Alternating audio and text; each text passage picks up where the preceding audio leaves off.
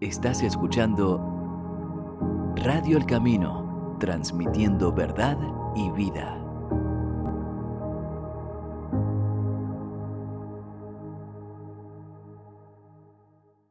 Saludos hermanos, amigos y radioyentes de Radio El Camino y también a los que escuchen y vean en este caso por vídeo en el canal de Profecía Presente este tema sobre el espiritismo, este tema que se titula El espiritismo moderno, surgimiento, desarrollo y propagación.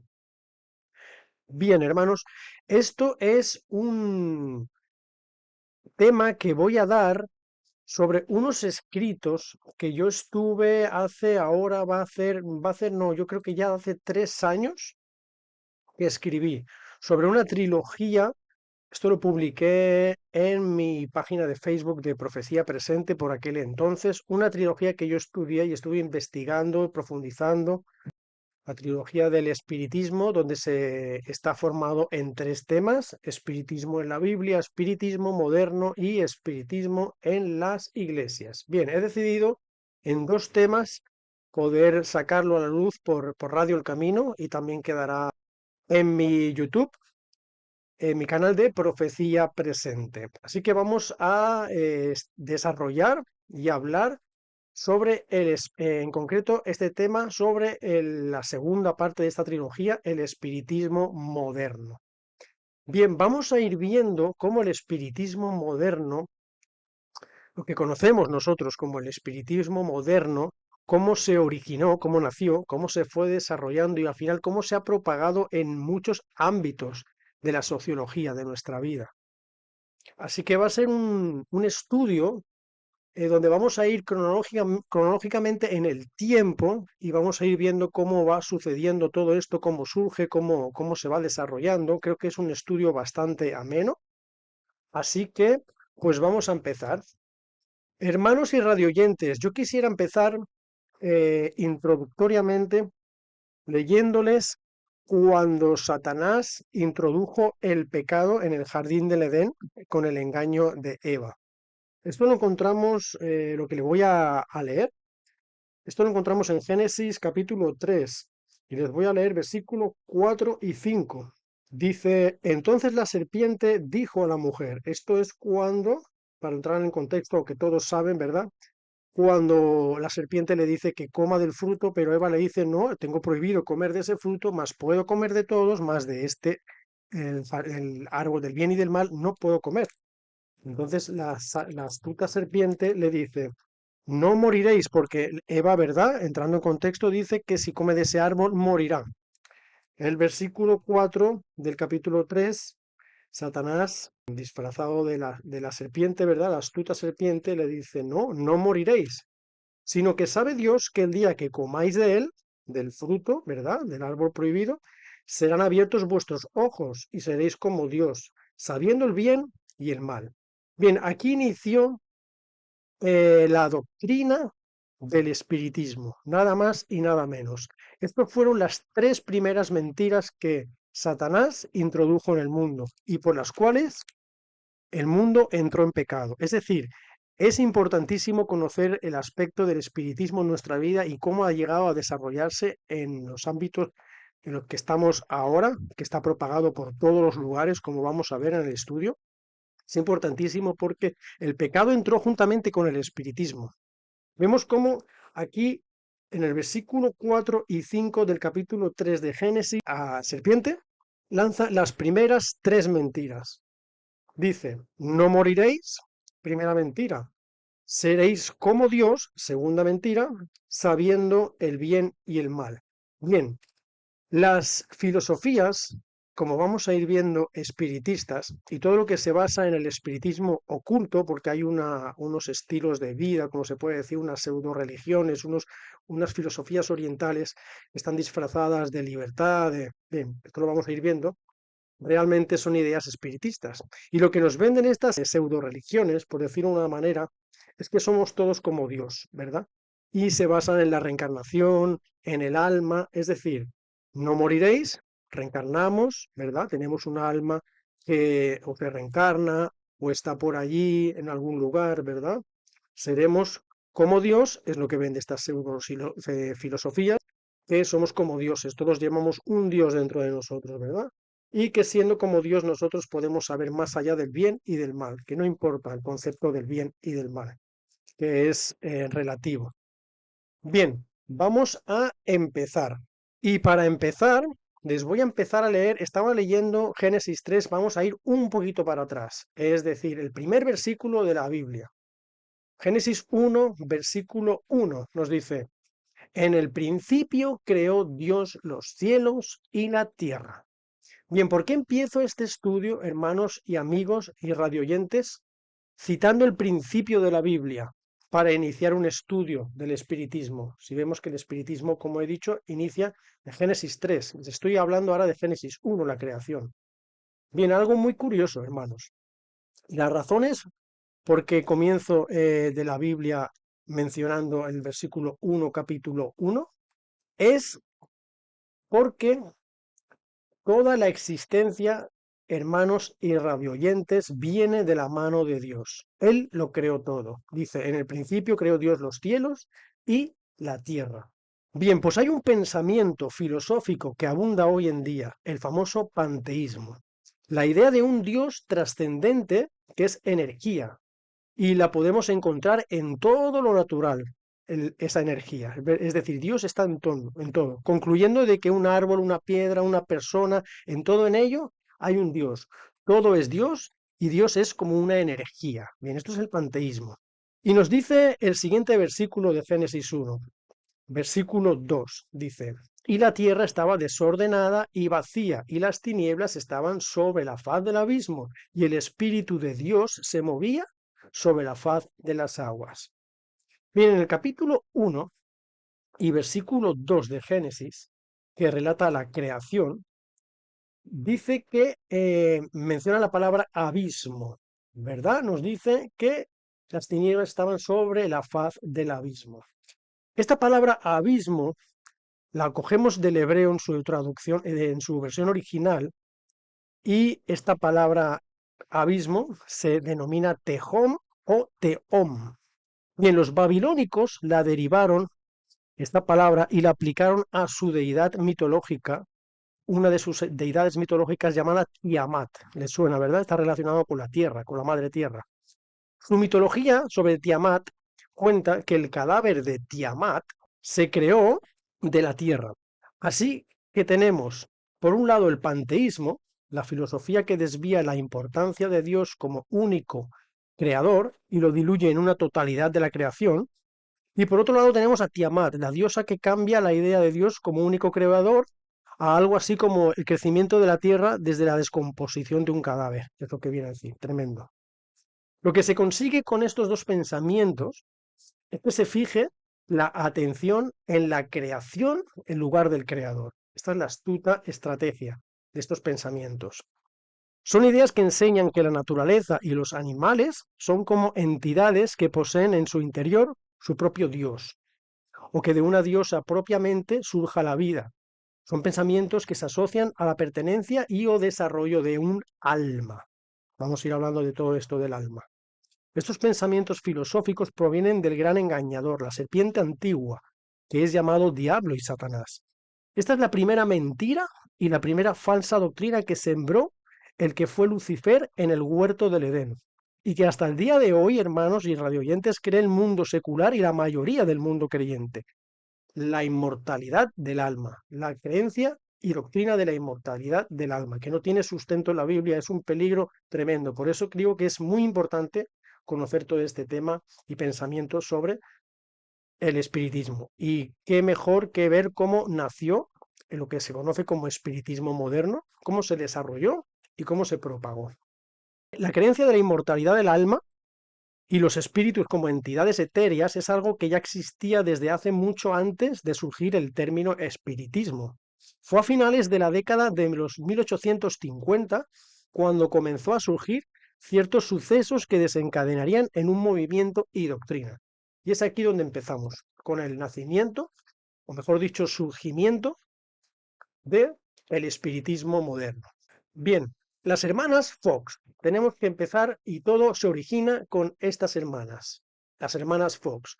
Leah, Margaret y Kate Fox.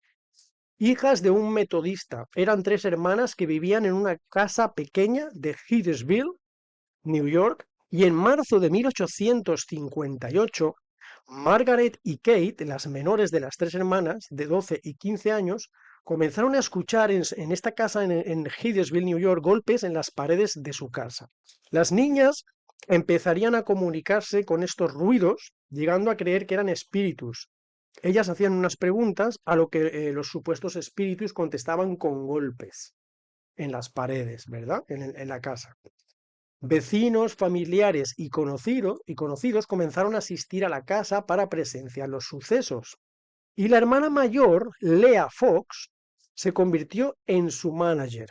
Es decir, todo esto acabó en un espectáculo realmente. Fue tanto la atención que tenían todos los vecinos, familiares y demás, que esto creó algo tan increíble que la gente pagaba por verlo. Se alquiló el entonces conocido Corinthian Hall, el salón más grande de la ciudad de Rochester, donde estuvieron comunicándose durante 3 días con espíritus y asistieron 400 espectadores. Ganaron el equivalente a $3.000 de hoy en una sola sesión.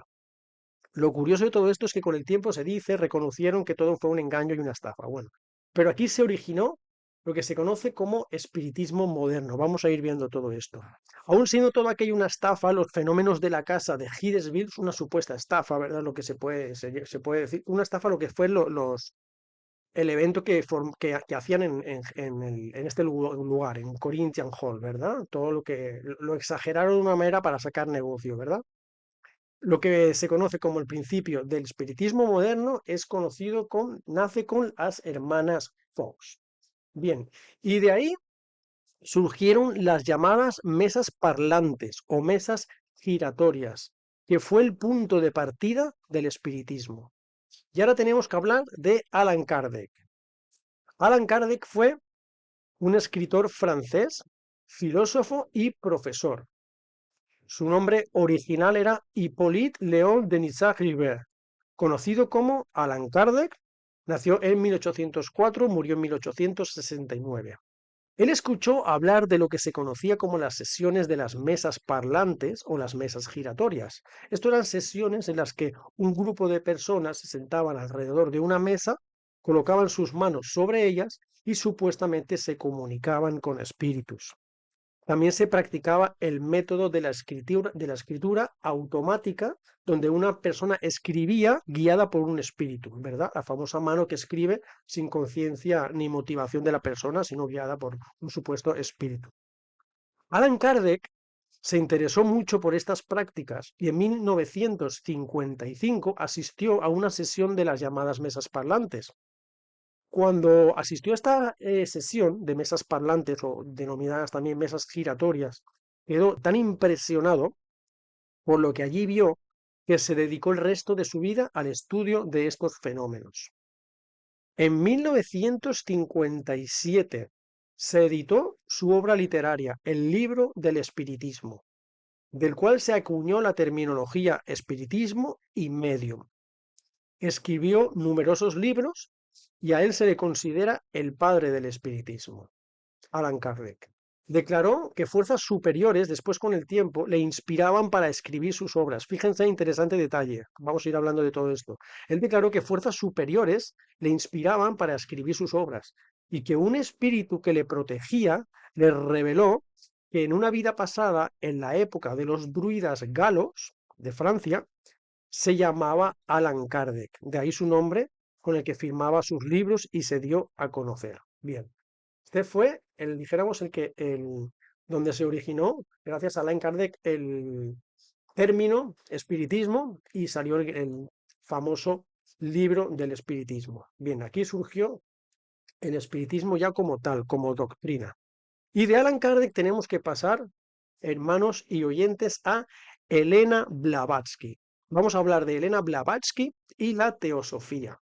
Elena Petrovna Blavatsky, nacida en 1831 y fallecida en 1891, conocida también como Madame Blavatsky, nació en Ucrania Elena se casó con un coronel llamado Nikifor Vasilievich Blavatsky, del que heredó su apellido, obviamente, y se dice que tras 3 meses de unión con él, Elena huyó a caballo, atravesando las montañas hasta llegar a casa de su abuelo.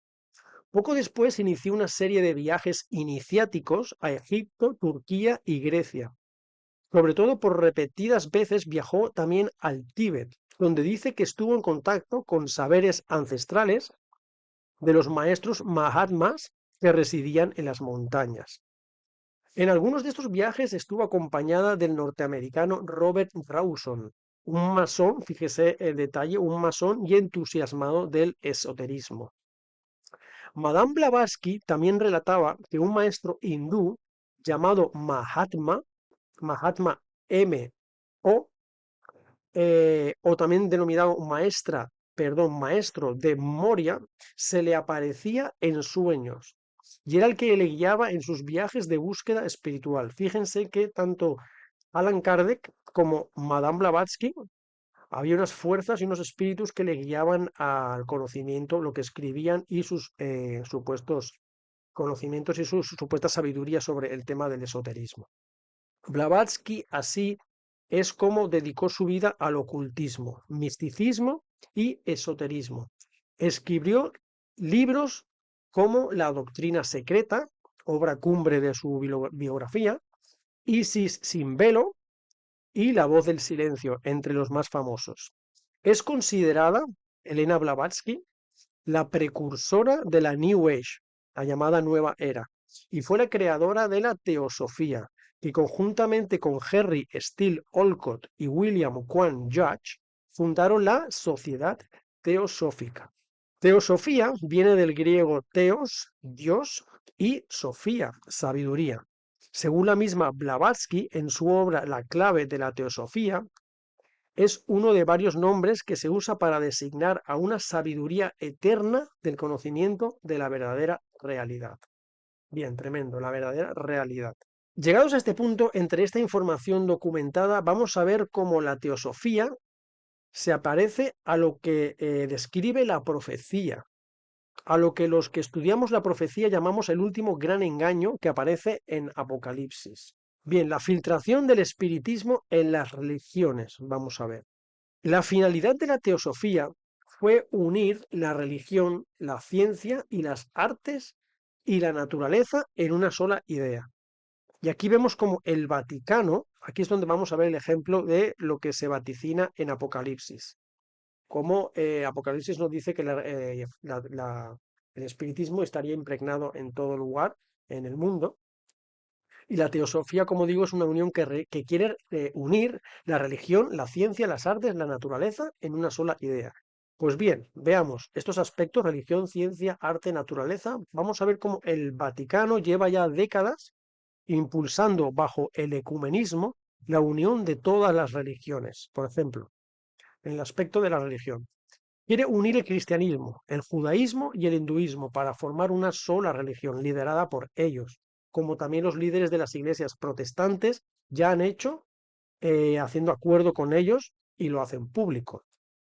En el ámbito de la ciencia, que es uno también de los ámbitos que quiere unir la teosofía, ya está unida a su forma de interpretar las escrituras del Vaticano. Es ya sabido que la Iglesia Católica Romana acepta en su teología la teoría de la evolución. Para ellos no hay una división entre la evolución y la creación. Incluyen la teoría de los millones de años de evolución como todo una creación también de Dios. Eso conlleva a hacerse una idea de que el relato de Génesis de la creación en días literales sea algo fantasioso. También tienen el Observatorio Vaticano, uno de los observatorios más antiguos del mundo. Así que vemos cómo ellos también controlan el tema de la ciencia, no solo la religión. En cuanto a las artes, también algo que querían controlar la teosofía, y más concretamente las espirituales, están muchas veces a la orden del día los jesuitas tras ellas. Y en la naturaleza, que también es un ámbito que quiero unir la teosofía junto a la religión, junto a la ciencia y junto a las artes, en su encíclica Laudato Si, del ahora ya fallecido Papa Francisco, como ellos denominaron el cuidado de la casa común, queda latente sus intenciones bajo el denominado cambio climático de unirse con los grandes líderes mundiales. Junto a la Agenda 2030 pretenden imponer sus leyes que son muy alejadas de la finalidad altruista que aparentan tener. Así que lo que simboliza la teosofía es lo que está consiguiendo la bestia de Apocalipsis y el cuerno pequeño de Daniel, unir al mundo para dominarlo. Cuando las dos bestias de Apocalipsis 13 se unan y formen la imagen e impongan su marca. ¿Y qué es lo que en conjunto adorna todo esto y es la fuerza que engaña a todos? Y lo que está intrínsecamente, encubiertamente en todo en esta sociedad, en la religión, las prácticas espirituales, la política, la literatura, el cine, los videojuegos. Pues sí, hermanos y radioyentes, el espiritismo. Esto será, junto a la marca de la bestia, el gran engaño mundial. Bien, hablemos ahora de la New Age, la nueva era. Los movimientos y manifestaciones espirituales pseudo-religiosos que conforman la denominada New Age, que en los años 60 y 70 del siglo XX se hicieron más famosos en el occidente debido al movimiento hippie, ya tienen un cierto tiempo. Como mencionó antes, se consideraba a Elena Blavatsky como la precursora de la New Age, por lo que se le considera así. Pero en mi parecer, hermanos, la New Age es un concepto posmoderno que puede derivar en una filosofía o un movimiento, pero con objetivos sociales y de negocio. Un ideal que te puede vender tanto un libro espiritual como un cursillo de yoga o reiki o un viaje a la India. Pero como idea espiritual no es más que un tipo de creencia panteísta, donde no se fija la idea en Dios, sino en la naturaleza y las energías. Todos tenemos un Dios interior, según el panteísmo y las ideas espiritistas o esotéricas. Todos tenemos un Dios interior y mediante el trabajo interior podemos hacerlo surgir. Llevar una vida mística y espiritual mediante el conocimiento y la práctica de filosofías orientales, por ejemplo. En teoría, desde mi forma de verlo, es dejar la vida material y el ego para llevar una vida más enfocada en una conexión espiritual. Esto no estaría mal, pero contradictoriamente es egocéntrica y poco espiritual, ya que el enfoque es siempre en uno mismo y no en el caso nuestro, que sabemos de dónde viene la sabiduría original y verdadera en el Creador. Lo verdaderamente peligroso que hay en esto es que en muchas prácticas de estilo meditativo, el fin es dejar la mente en blanco. Supuestamente esto es para que los pensamientos no nos atormenten, así como el budismo tibetano o el zen con su objetivo del nirvana o satori, pero esto no es más que una estrategia del enemigo. Cuando dejamos la mente en blanco, en las dimensiones que nosotros no vemos, estos son puertas abiertas para que entren demonios. Esto lo podemos ver más en profundidad en el estudio que hice sobre espiritismo en las iglesias, que sería la tercera parte de este estudio. Bien, y lo también peligroso que se encuentra en la divulgación de estas filosofías es el claro objetivo de alejar a las personas de las sagradas escrituras, del estudio de las profecías que alertan de todos los engaños e impedir el tener un acercamiento y conversión con Jesús, el verdadero enemigo que teme y con el cual tiembla Satanás. La New Age no es más que una corriente del espiritismo suavizado y divulgado a todo el mundo, disfrazado de conocimiento y libertad espiritual. Bien, y ahora vamos a hablar del espiritismo en los medios y en la política. Ya sea por las sesiones de las llamadas mesas parlantes que os he comunicado, por la influencia de los libros de Alan Kardec o de Elena Blavatsky, o la New Age, o por el interés ancestral a veces del hombre por el mal. Muchos escritores y poetas y dramaturgos famosos fueron influenciados por el espiritismo y lo practicaban. Muchos incluso formaban parte de sociedades secretas vinculadas a estos movimientos. Vamos a ver cómo toda esta doctrina del espiritismo, que nació con las hermanas Fox, pasó a Alan Kardec, a Elena Blavatsky y se fue filtrando en teorías y pensamientos como la New Age. Escritores y personas que tenían gran conocimiento se vieron interesados y cayeron ante esta idea. Es decir, les cautivó y abrazaron este mundo del espiritismo. Vamos a ver algunos de estos nombres. Por ejemplo, Arthur Conan Doyle, el escritor de Sherlock Holmes, era un fiel aficionado a las sesiones de Ouija. Incluso junto a su esposa practicaban la Ouija para contactar con su fallecido hijo. Experimentó también la escritura automática y estudió el hipnotismo y la telepatía. El escritor Víctor Hugo, escritor de Los Miserables, por ejemplo, ejercía sesiones de espiritismo y sufrió una enfermedad llamada parafrenia fantástica. Incluso escribió un libro titulado Lo que cuentan las mesas parlantes. Charles Dickens, escritor de Moby Dick, era un aficionado a las sesiones de espiritismo y mediums en las que siempre participaba. Escribió muchos libros sobre fantasmas también. Gustavo Adolfo Bécquer, el poeta sevillano, también se dice que fue influenciado por las sociedades espiritistas y que su vida estuvo llena de misterios. Lord Byron, en su poema gótico Manfred, trata las proyecciones astrales y otros aspectos espiritistas que eran insólitos para la época y tenían un conocimiento que no era por casualidad. Bien, podríamos seguir porque la lista de nombres es larguísima. Por ejemplo, Mary Shelley, escritora de Frankenstein, Johann W. Goethe, Julio Verne, Bram Stoker. Estos escritores estaban asociados al espiritismo, la masonería, sociedades secretas, incluso el satanismo. Si en el siglo XIX y principios del XX ya estaban los medios literarios de este tiempo influenciados por el espiritismo, no hace falta decir cómo lo están los medios de hoy. En el cine, hermanos, la música, el arte, los videojuegos, la animación, reina la violencia, la maldad. Y solo pondremos como ejemplo el inicio de lo que son los llamados dibujos animados, que llevó a lo que ahora es la animación. Tan solo deciros que Walt Disney era un gran satanista y grado 33 en la masonería. Analizar el mundo de los medios de comunicación y entretenimiento de hoy nos llevaría a un estudio extensísimo, ¿verdad? Así que no podemos entrar en más detalles, pero bueno, la ideología del espiritismo está impregnado en todos los lugares para que llegue a los jóvenes. Y ahora vamos a hablar de Alice Bailey.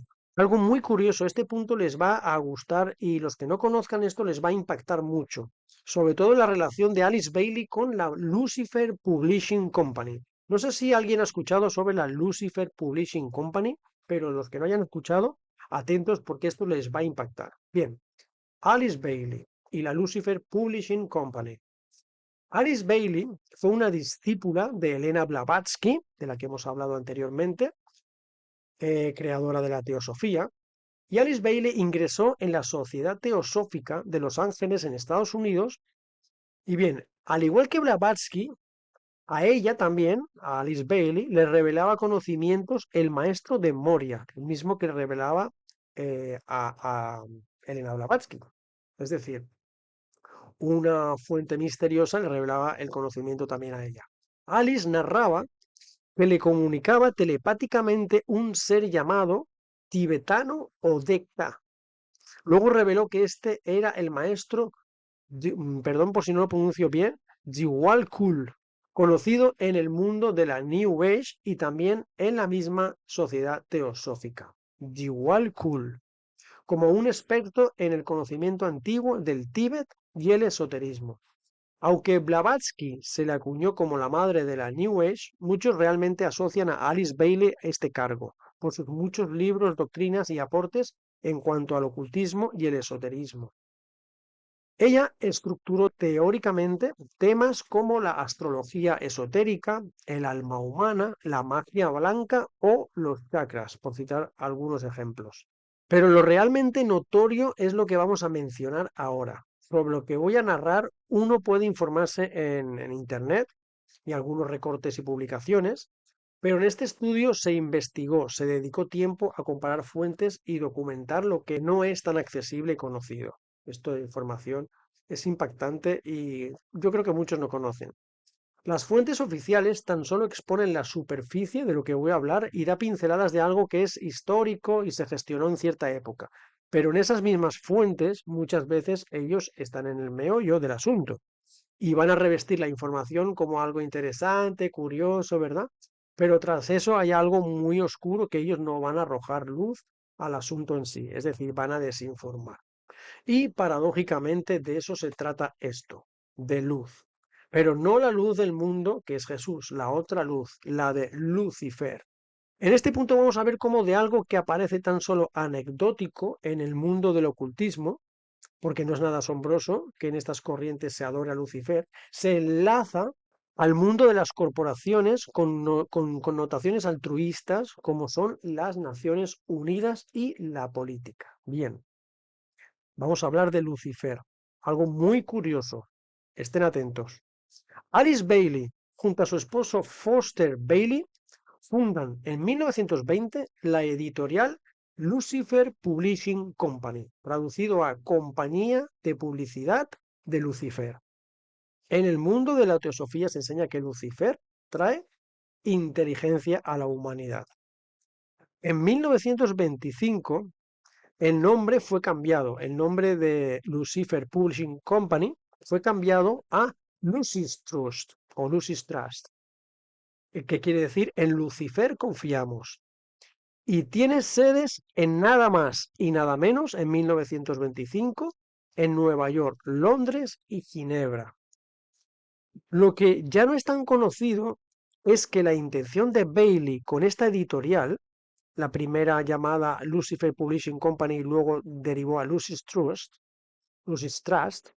la intención de Bailey con esta editorial era llevar estas ideas más allá del círculo esotérico y teosófico. En Oriente eran bien aceptadas las ideas espiritistas, pero en Occidente es más reticente, ¿verdad? El mundo occidente es más reticente a esto. Entonces, para poder introducir esas ideas luciferianas, Alice Bailey disfrazó un poquito el nombre. Es decir, el primer nombre, que se llamaba Lucifer Publishing Company, a Lucis Trust, ¿verdad? Ya no resalta tanto el nombre de Lucifer al inicio del nombre, ¿verdad? Ya no quedaba tan conciso ese Lucifer, ¿verdad? Nombrado en el inicio del nombre.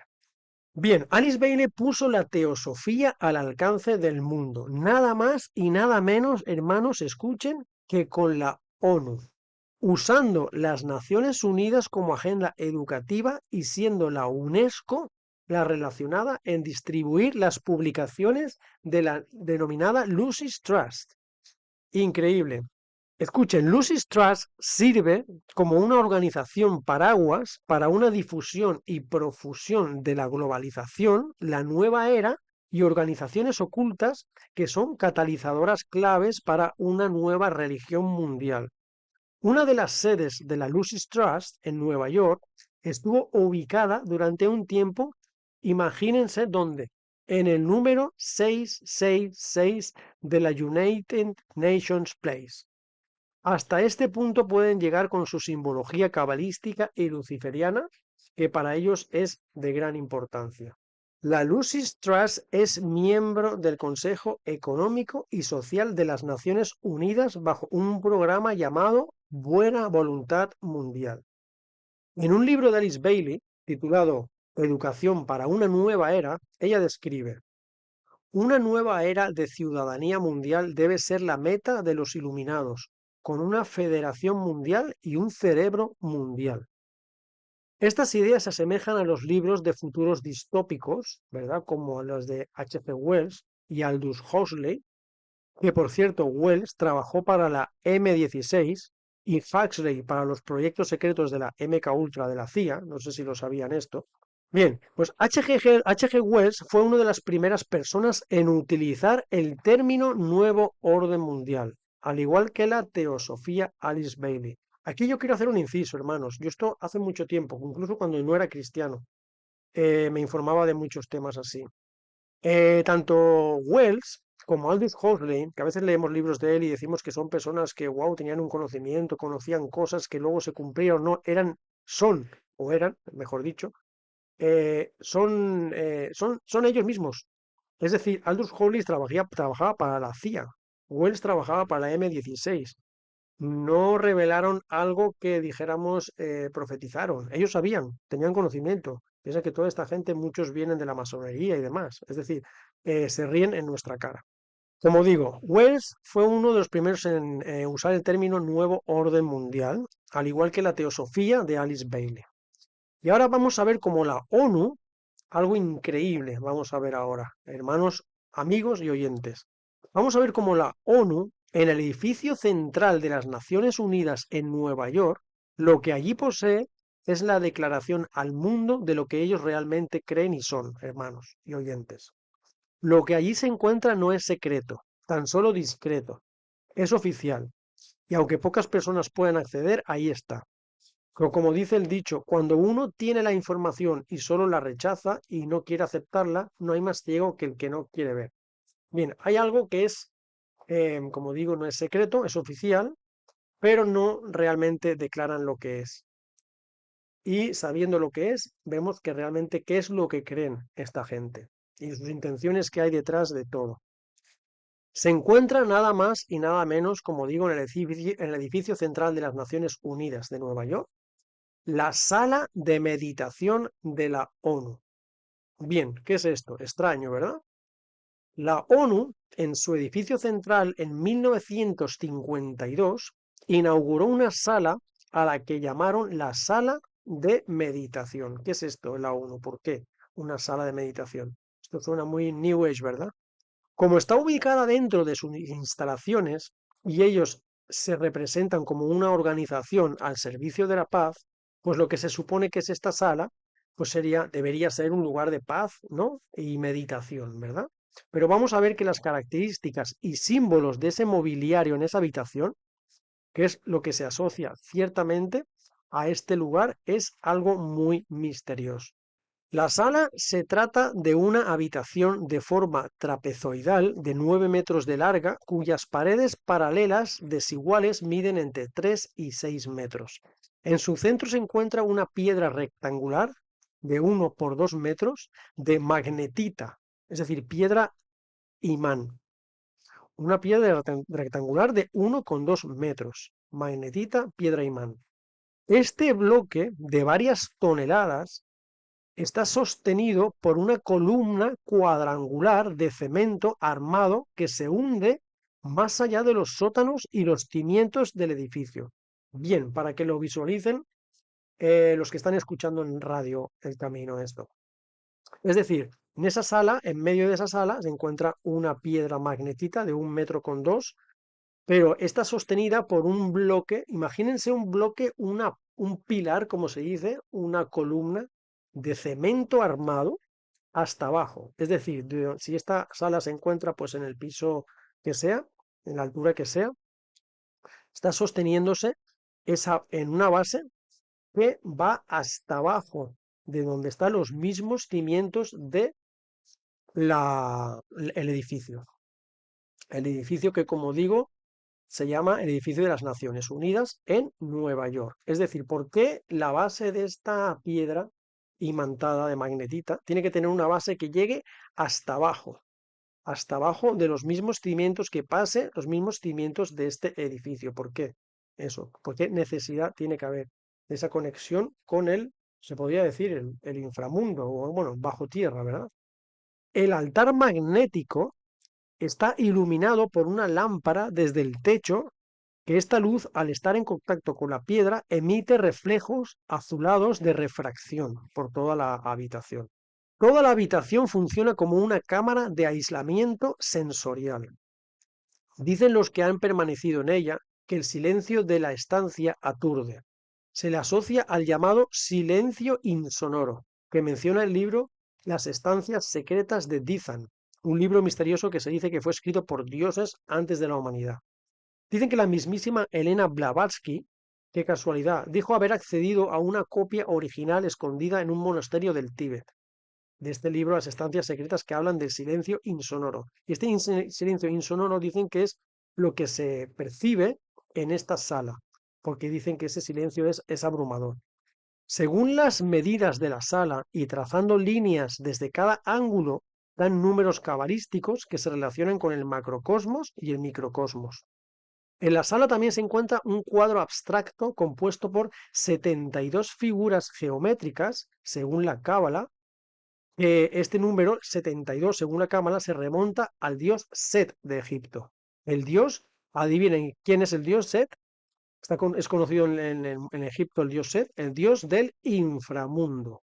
Recuerden esa piedra imantada de magnetita que tiene una base ¿hacia dónde? Hacia el inframundo.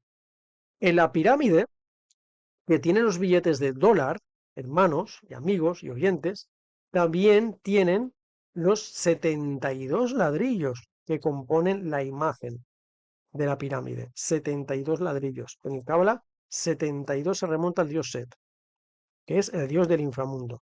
Todo esto es claramente simbología egipcia. Sabemos que todo esto es paganismo. En estas figuras geométricas se encuentran 13 triángulos, que también son los 13 escalones que tiene la pirámide del billete de dólar.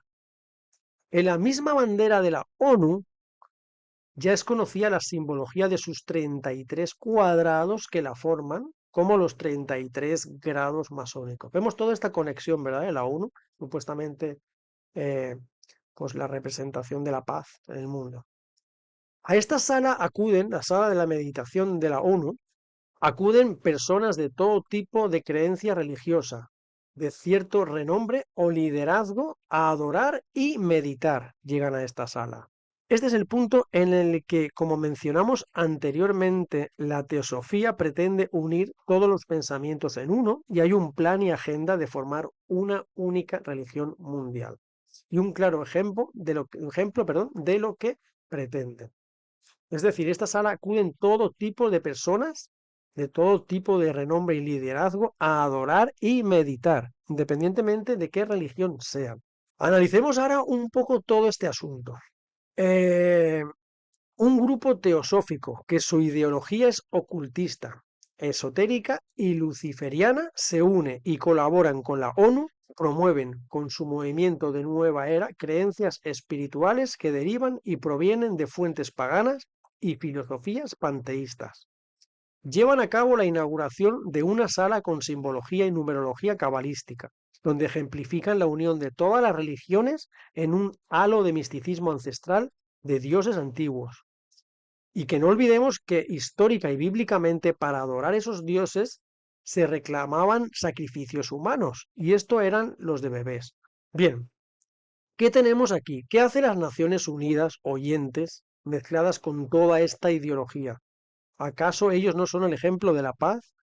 Todas estas fuentes espirituales y movimientos pseudo-religiosos no son claramente espiritistas. ¿Qué enfoque e intereses hay en todo esto, hermanos, oyentes? Bueno, aquí vemos resumidamente cómo organizaciones a nivel mundial se unen, promueven y encaminan al mundo hacia una sola religión, donde no se menciona al único y todopoderoso Dios, al contrario, se rodean y rinden culto al espiritismo. Y si la ONU, la mayor organización internacional que existe, supuestamente creada para mantener la paz y la seguridad, está claramente vinculada al espiritismo, ¿cómo no será la política, oyentes y hermanos y amigos? Pues bien, vamos a ver cómo las sociedades secretas y su relevancia política también está impregnado el espiritismo. Las primeras sociedades secretas, como templarios, priorato de Sion, rosacruces, iluminados de Baviera, de corte herméticas, o la masonería o francmasonería de corte más discretas, si estudiamos cuáles son sus miembros que las componen, veremos que rápidamente son personajes pertenecientes a nobleza, política o personas en general de un alto estatus. Muchas de estas sociedades secretas, como los Iluminados de Baviera, ahora conocidos como Illuminatis, son creadas. Incluso su historia de cómo surgieron y quiénes fueron sus fundadores está manipulada y controlada por un grupo religioso militar con gran poder que opera infiltradamente en todos los aspectos de nuestro mundo. Pero este es otro tema que nos derivaría del que tratamos y del que tendríamos que hacer otro largo estudio. Estoy hablando de los jesuitas. Bien, si en ese tiempo ya los miembros de estos grupos eran personas pertenecientes a altas esferas, Las sociedades secretas y logias actuales, como los mencionados Illuminati o el Club de Roma, el Club de Bilderberg, Skull and Bones, continúan siéndolo. ¿Cómo no? Los miembros de Skull and Bones, por ejemplo, son muchos y variados presidentes de los Estados Unidos. Y a las famosas reuniones secretas del Club Bilderberg solo son invitadas personas influyentes e importantes de varios ámbitos político y social y religioso. Investigando y adentrándose un poco en lo que sería la liturgia y simbolismo de sus reuniones y actos, vemos cómo esta gente, todo lo que hacen tiene una connotación pagana y espiritista. Adoran a dioses antiguos, babilónicos y egipcios. Incluso realizan rituales que mejor no entremos en sus macabros detalles. Claramente todo lo que rodea a estos grupos es del filo ocultista y espiritista, y todo esto se realiza a puertas cerradas hermética y secretamente. Esto confirma sus dudosas y oscuras actividades y objetivos. Vamos a poner como punto de referencia a un grupo de estos, para arrojar un poquito de luz y ver su lado claramente espiritista en todo esto. Vamos a hablar de una reunión que se hace todos los años y he escogido este evento también porque en él se reúnen miembros de todas las sociedades secretas, entre otras personas influyentes y poderosas. Se trata de la Bohemian Grove. Bohemian Grove es un campamento secreto de los más ricos y poderosos de Estados Unidos, situado en un bosque de secuoyas en el condado de Sonoma, California. Se fundó en 1872 con el nombre, como digo, Bohemian Club, ahora Bohemian Grove. La entrada a este evento es totalmente elitista, con una lista de espera de 15 años y un precio de entrada de $25.000, más una cuota anual de $5.000. Hay que tener buenos contactos para acceder a su entrada y haber estudiado en algunas de las universidades más prestigiosas de los Estados Unidos. Entre sus miembros se encuentra un buen número de expresidentes como Eisenhower, Nixon, Ford, Reagan y la familia Bush, y también la familia Rockefeller, entre otros. El evento acoge cada año entre 2.000 y 3.000 participantes, repartidos en varios campamentos de acuerdo a su experiencia. Todo empieza con la peculiar ceremonia de la quema de las preocupaciones, se llama la ceremonia iniciática, la quema de las preocupaciones. Los asistentes situados al borde de un lago observan cómo algunos miembros escogidos, vestidos con togas rojas, sacrifican una imagen llamada Dulcar, poniéndola en una barca a la que se prende fuego y se empuja hacia el lago. Esto es el rito iniciático.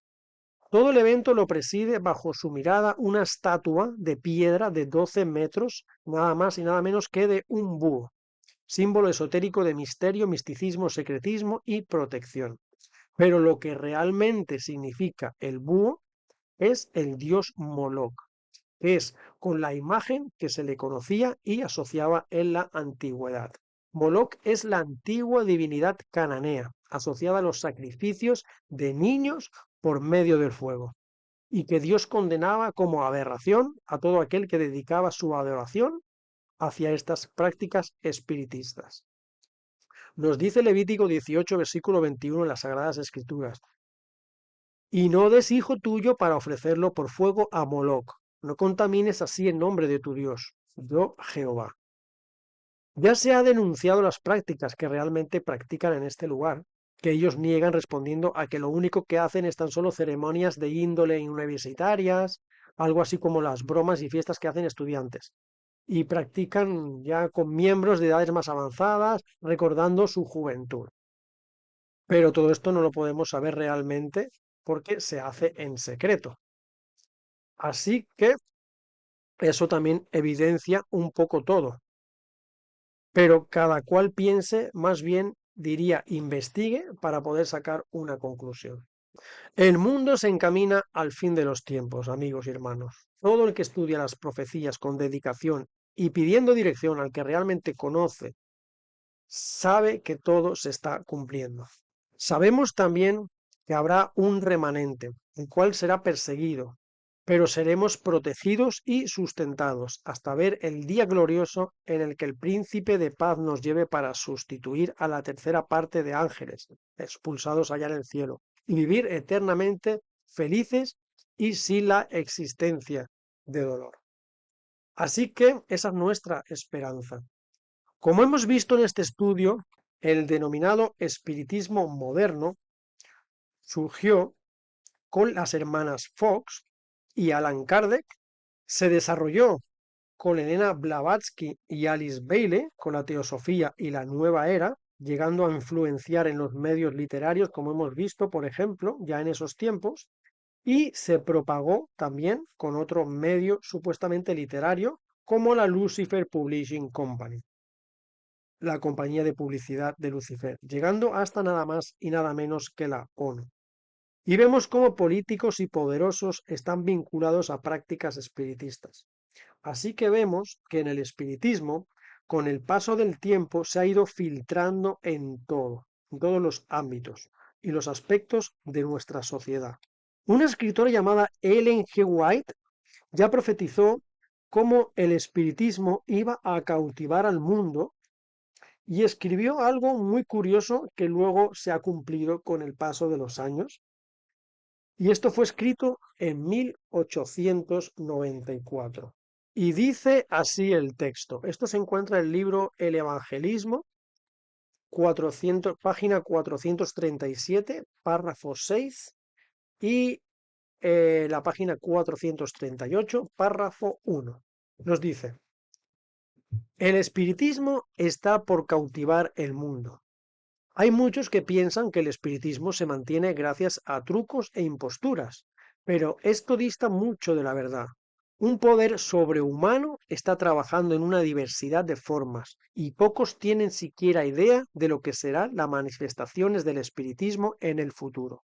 El fundamento para el éxito del espiritismo ha sido puesto en las aserciones hechas desde los púlpitos de nuestro país. Los ministros han proclamado como doctrinas bíblicas falsedades que se habían originado con el archiengañador.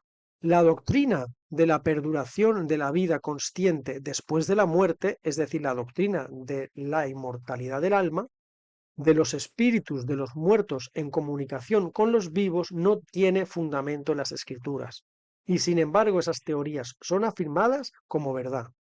Mediante esa doctrina falsa se ha abierto el camino para que los espíritus de demonios engañen a la gente al presentarse a sí mismo como los muertos, es decir, los espíritus se presentan como nuestros antepasados, nuestros queridos seres queridos muertos o amigos. Los instrumentos satánicos personifican a los muertos y en esa forma llevan cautivas a las almas. Satanás tiene una religión, tiene una sinagoga y adoradores devotos. Para llenar las filas de sus devotos, utiliza toda clase de engaños. Es decir, Satanás usa todas las clases de engaños para engañar a la iglesia. ¿Por qué? Porque al mundo, al resto del mundo ya lo tiene cautivado, lo tiene engañado. Tanto las tres primeras mentiras de Satanás en el origen, en Génesis, cuando entró el pecado, creando así la doctrina del espiritismo, hasta el día de hoy, reina ese espiritismo con el transcurso del tiempo. Pero ¿quiénes son cautivados y engañados con ese espiritismo? Con doctrinas como la inmortalidad del alma, por ejemplo, a todo el mundo cautiva. Esas filosofías orientales de las que hemos estado hablando, esos pensamientos de New Age, de la nueva era, que hablan de que todos somos dioses, que no morimos, que nos reencarnamos, que podemos trascender hacia almas superiores. Eso es espiritismo porque el espiritismo enseña que hay un alma que no muere, cuando realmente el alma muere y lo único que hace es reposar hasta nuestra venida del Señor. Entonces, esa mentira que Satanás propagó en el inicio, la siguen creyendo hoy por hoy todas las personas en este mundo. Cuando digo todas, hablo en una forma, para que me entiendan, no englobando a todo el mundo, es una forma de hablar. Y ya que todo el mundo está engañado con estas filosofías, ¿cuál es el interés y las artimañas del enemigo? Engañar a la iglesia, los que realmente saben que la verdad está en la Biblia. ¿Quién es la verdad? Jesús, yo soy el camino, la verdad y la vida. Así que bajo el espiritismo quiere también engañar a los hermanos y la gente creyente, que lo único que quiere es salvarse, conocen la salvación, pero mediante el espiritismo podemos caer en las redes del engañador. Así que mucho cuidado, porque esas tres mentiras que se originaron en el Edén, en el jardín del Edén, no tienen que ser creídas en el fin del tiempo. Vayamos con cuidado porque ese tema, y como dice Apocalipsis, estará impregnado en todos los ámbitos de la sociedad. Y estos textos que acabo de leer de la hermana White, Ellen G. White, tal como se escribieron en 1894, han sido y se cumplieron. Así que hasta aquí este estudio, hermanitos, sobre el espiritismo moderno, surgimiento, desarrollo y propagación. Bendiciones, hermanitos, que Dios los cuide mucho y que el Espíritu de Cristo esté con todos ustedes. Maranata. Estás escuchando Radio El Camino, transmitiendo verdad y vida.